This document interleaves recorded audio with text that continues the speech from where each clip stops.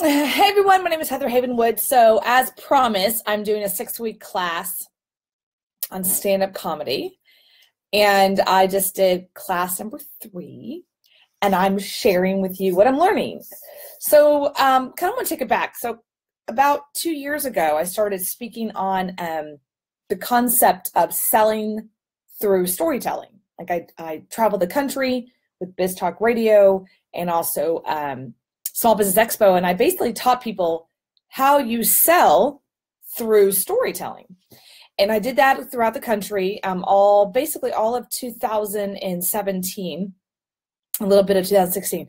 And that's what I did. I basically taught the process of storytelling, and I didn't use my own brilliance. I actually used something by Michael Hagg, 6-stage plot structure. And believe it or not, that baseline for the last year and a half of studying storytelling, I interviewed experts on storytelling. I interviewed people that this is what they do for a living, screenwriters, all kinds of things. And so it's funny because I did that for a year, and then now I'm in comedy, and it's pretty much the same thing. So comedy is just storytelling with like what I call a funny in the middle, right? So it's almost like you're going down a path of a story and then like throwing in something funny in the middle of it, and then what I call calling it back. So I'm learning all these different techniques. It's kind of interesting. And part of our homework in comedy class is she literally gives us a list of comics to watch. Like, this is your homework. Go on YouTube and just watch other comedy. Hey guys.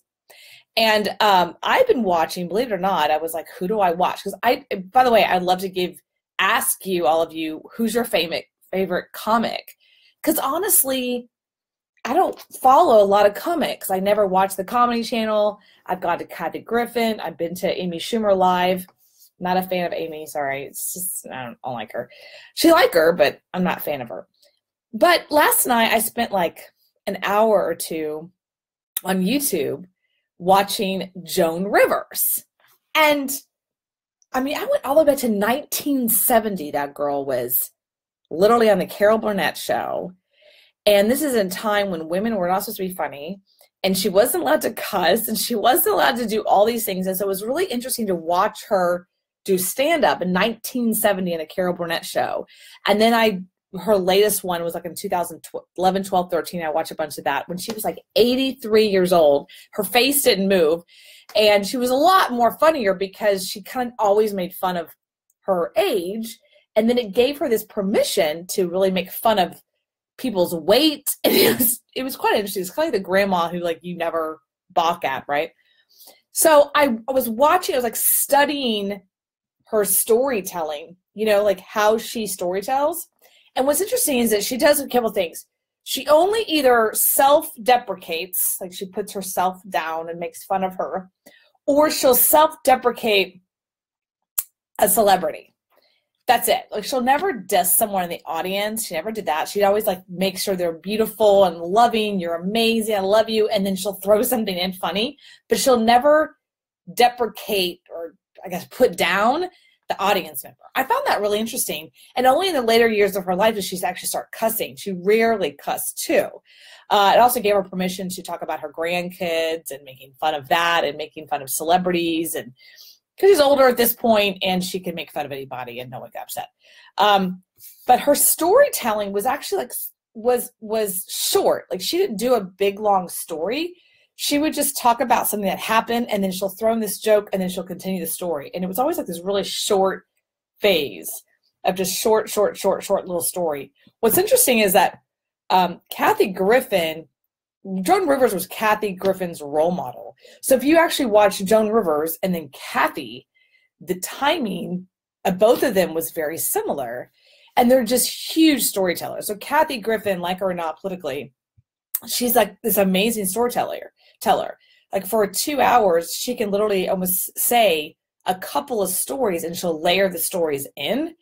And I found that really interesting because coming from, many of you know this, maybe you don't know, but I starting in 2001, my job back then was to travel the country and teach people how to buy and sell houses in seminars. And when you're sitting in a conference room every single day, Monday through Wednesday, listening to pitches, basically 2-hour presentations, like a VSL, and the same damn VSL over and over and over and over again, 3 days a week, twice a day, you start to learn the art of pitching and sales, but not storytelling. Sometimes you'll tell stories to get to a point of why they need to buy. But we notice, here's what's interesting. We always said, we noticed that when we made the audience laugh, they didn't buy. I want you to get that. And if you're anybody here is in the VSL world, or they create VSL letters, or they're in any kind of marketing where they're driving people to some kind of webinar, we would test this. Like, no kidding, our group, and it's so cool to test it live. We would test, okay, that group loved us. I remember this. It was one time in Denver. They loved us. They thought we're amazing. They were entertained. They were laughing at the speaker. You know how many sales? Nothing. Like, we ate ramen noodles that night, and we thought, okay, people do not buy when they're entertained. People do not buy when they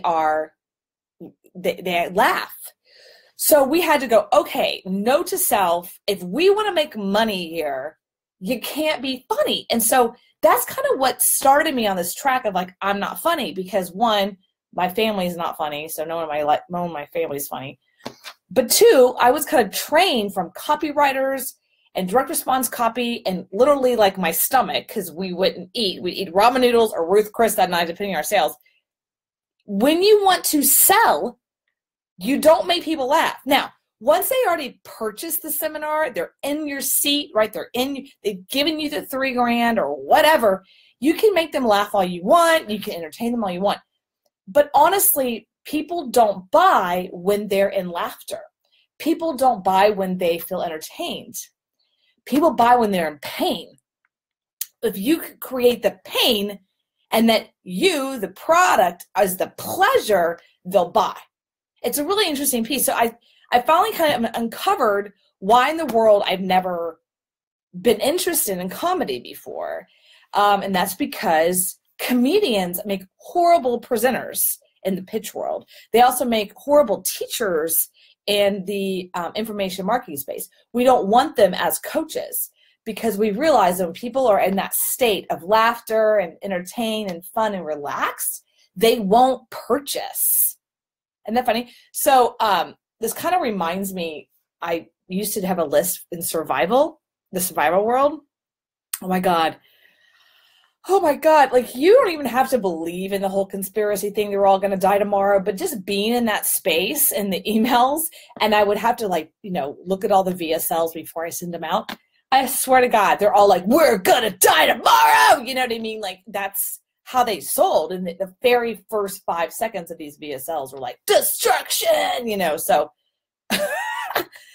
but they sold. And sometimes I'll be like, I can't even listen to one more survival VSL, because I think I'm going to kill myself and just run away to like Dakota. Anyway, so what I'm learning about this is that, I love the callback. What I'm learning about this is I didn't really understand someone like myself who's literally in the speaking business and has been for years. I mean, back in 2003, 4, and 5, I was teaching speakers how to sell from stage.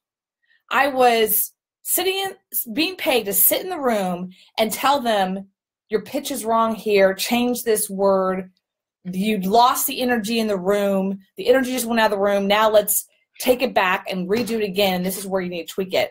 And I do that with my clients now, believe it or not. And I'm going to share something with you I actually tell my clients. And when I tell my clients this, they're always kind of taken back. And I'm just going to share it with you because it really is an important piece. If you're in any kind of speaking, coaching, author, any kind of presentation, actually, in the world, sales, you need to understand this. And this is something after, 2001. So what is that? 17 years. Oh my God, I'm fucking old. Okay. 17 years of being in this speaking business. So here's what you got to know. There's different kinds of speakers or presenters. Okay. So let's go with the basics. You have the teacher. All right, the teacher is the one you want for the 3-day event who teaches and like kind of nice and slow and methodical and everyone likes them and like they're so amazing. They take all my questions. Okay. Teachers suck at selling. They're always good on the back end, but they're not good on the front end. They're not great at making money. They were the ones that didn't get paid that much. They get paid like $1,000 a day back then just to teach the material. Okay. And everyone loved them. And they didn't make any money. All right, so then they have the pitch guy. Now, the pitch guy, or girl, usually a guy though, and I gotta be honest, it's only recently that I've even seen pitch women. I feel like I'm a more pitch person because I'm more in your face, and I was taught that. I was literally taught in 2002, 3, 4. I remember when a speaker got mad at me. He's like, you need to be more in people's faces. They will not purchase. They will not take out their credit card for $3,000, Heather, and you're gonna be, he said to me, quote, you're going to be cut from this damn team if you're not more in their face. Now, knowing me now, you're like, that's fine for Heather. I was, how old was I? 29 years old, on my own, by myself, the only woman on a male team, and I was very Baptist, okay? So I was very innocent, okay, completely naive to the world at this point in my life. So I was like super scared. So anyway, back to this. I was told to be in your face because I said, if you don't do this, no one's going to give us money. And you're eating ramen noodles that night and like, we're going to get with Chris. All right, so back to this. So there's the teacher, all right, this is why, unfortunately, teachers don't make a lot of money in this country. Again, sorry. But they don't. Okay. Pitch men. Okay. So who's a good pitch person? Marshall Silver, Joel Bauer, Ted Thomas, Dan Kennedy. But they've all been trained to be that way. Now I think Marshall Silver came out of the womb pitching his mother on who he is, but who knows? But I was trained by them. I would watch them for hours. Robert Allen. I remember going, I went to a Robert Allen Institute event. No. I went to an event. I don't know what event it was, but Robert Allen was there pitching. And I remember sitting in the seat. I really wanted to experience him, right? He was amazing. I mean, I already had his products. I was in the business. I didn't need his products. And I wanted to stand up and like follow him. I'm like, oh my God, that was so amazing. He just killed it. I used to work for Ron LeGrand, if you know who that is. Look him up. He's like 80 at this point. He's a great pitch guy. He too is not nice guy. Like pitch people are not nice because their point, the whole point of a pitch is to point out the pain, like this is your pain. Do you not feel this pain? And then from the pain, go give me your credit card. I'm your savior. I'm your hero. If you give me the credit card, I can make all that pain go away. That is the point of a pitch person. Okay, so there's a pitch person. And then there's the coach, like a true coach. A true coach is someone who's like more of a cheerleader, right? They might not teach, they might not pitch, but they're constantly cheerleading and moving, getting people to move down the process. So think of like a football coach, right? A good football coach, I'm sure, yells and screams at their players. Why? Because like, get off your fucking ass. Like you got to get them to move. Teachers don't get people to move. It's very passive. Pitch people create the pain. And coaches get them to do something they don't even want to do. Right, like go out and get their ass kicked on a football field. Okay, so the point of all this is that let's go back to comedy. All right, other than Jimmy Fallon and some big names, Kathy Griffin, and nowadays and Ellen DeGeneres, they're paid extremely well. They're more into interviewing now. They're not really comedians. They are, but they move into what I call the entertaining interview space. Their job really is to be the space and not to upset people. Oh, Ellen never upsets people. Give me a fucking break. She never upsets people. She's everyone's friend. Everyone loves Ellen. I mean, I'm by that point, I'm kind of tired of her. Jimmy Fallon, same thing. He's so funny and everyone loves him. Okay. But in the real world, that personality outside of entertainment space where we're just completely entertained at 10 o'clock at night or 3 o'clock in the afternoon, that personality doesn't create money. Now, of course, the networks, of course, are going to make a lot of money off of them because they're eyeballs. But honestly, who's actually making the money? The advertisers. Okay, so let's go back to Jimmy Fallon and Ellen DeGeneres because they're big-time comedians. They're not bringing the money. They're bringing the eyeballs, the entertainment for you and I, but they're not actually making the money. right? They're not making the money because people will pay for entertainment. But try to get them to go in our business, the direct response marketing, they'll fucking fail. So I think it's really interesting because here I am in this comedy class thinking to myself, how can I use this to make money?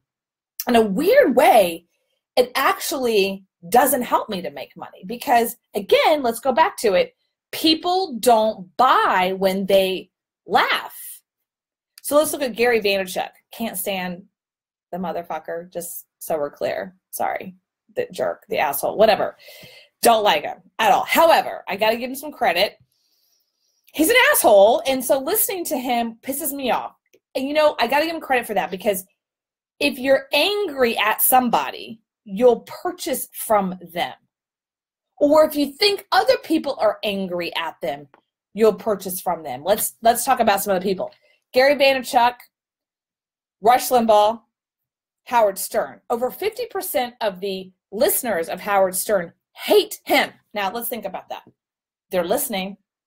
They hate him. AKA, they buy shit. Rush Limbaugh, I don't know what the stats are. I'm pretty sure 50 or more % of the listeners of Rush Limbaugh. His enemies listen to him, so they know what he says, so they can attack him. I mean, like, that's what they do, right? Howard Stern, not so much. Rush Limbaugh, of course. They actually talk about, the pundits actually get on CNN, NBC, MSNBC, and talk about how horrible he is. But that means they had to listen to him. That means they had to put ears. That means that his ratings went up. That means his advertising dollars went up. Hello? Like, it helps. So going back to comedy. And if you ever listen to Rush Limbaugh, which I do, okay, if you ever listen to Howard Stern's not funny. He's not funny. He attacks people. He pisses people off, and it is funny, but he's not funny. So let's go back to that. Rush Limbaugh isn't funny. I mean, every now and then he'll try to make a joke, and it's cute, but he's not like a funny guy. He's not entertaining. He pisses people off. Like, he pushes the buttons. So let's go back to that. People who push buttons make, say it with me, money. Okay, all right, so that's the deal. I hope this helps. This is what I'm learning. By the way, I need to put my glasses on. No one's listening. It's okay. I'm all right with that. I learned a lot from comedy class. I think that what's really interesting in the comedy class, there's a woman teaching. There's more women than men in the class. There's only like 3 guys. The women are funnier than the men. That surprised me. I could have this thing like men are funnier than women. I also have it that my old belief system that men, it's okay for men to be funny and women it's not. So there's like a cultural thing. I have no clue if that's true, but that's what I have. Like, here's what I mean by that, because I was in the dating business for a long, long time, still am.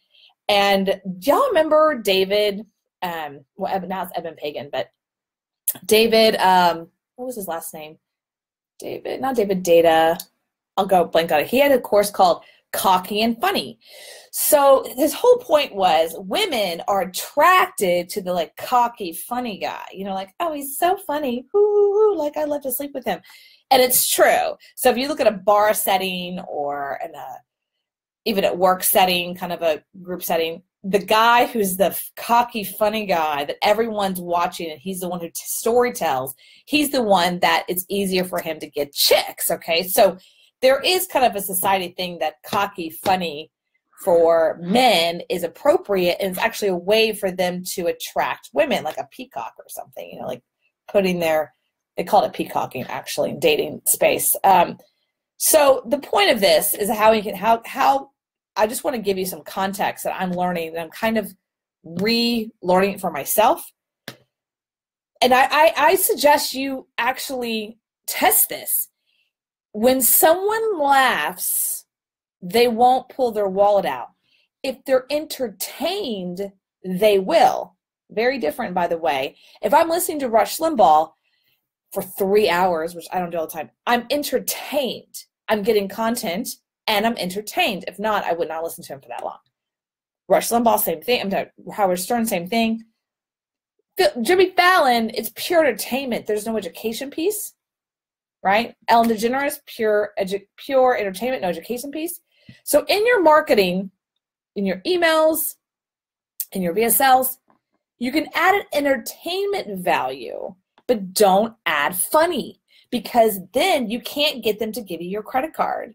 So anyway, I would say test it. But in the years experience that I saw, the moment we, again, going back to seminars, okay, we're standing in a room, there's like 150 people there, 250, whatever, face to face, and the events, the pitches, you know, the presentations that we made them laugh and they liked us, we made nothing. The events that we pissed people off, they were pissed at us that we were there, and people got angry at us, we made more money. So that's probably why some people call me mean. Because I was trained at the age of 30 to like not be nice, because when you're nice, you didn't make money. I know that sounds crazy, but it's so true. I remember one of my coaches telling me that. Actually, I wasn't coach, mentor / boss / if I didn't do it, I was fired. So, you know, you do what you say. He's like, don't get people to like you. We don't want people to like you. We want them to make a damn decision. And people don't like people who force them to make a decision. We want them to get off the fence. We don't want them to be a yes. We don't want them to be a maybe. We want them to be a yes or a no. So it's a really interesting thing, because as myself as a business coach, I'm constantly walking that line of getting people to say yes or no and pissing people off along the way. But that is the art sometimes of sales. It's getting people to take a decision. If not, everyone walks in the middle. They just walk down the freaking middle of the lane on the fence all day long because they don't want to piss people off. But when you, as a salesperson, force them to make a decision, one, they'll either love you or hate you. That's how it works. And sometimes they'll hate you and they'll still buy, which is usually what happens. Most times they hate you and they buy from you because you piss them off so much. Joel Bauer is amazing at that. So I just wanted to wrap it up. That's what I'm learning in my comedy class, week 3. I highly suggest you do a comedy class yourself. You'll learn a lot about yourself. I know I did. I still am. I'm not that great at it, believe it or not. But I'm okay. I'm okay with that. Like, I'm starting just to learn the art of storytelling and allowing some jokes to come in. So I hope this helps everyone. And David, Alan Cowgill, if you're still here, actually, you probably know exactly what I'm talking about the, when you make them laugh, you don't make money. Isn't that crazy? All right. Thanks, everyone. Please give me the comments below. And yes, talk to you soon. Bye.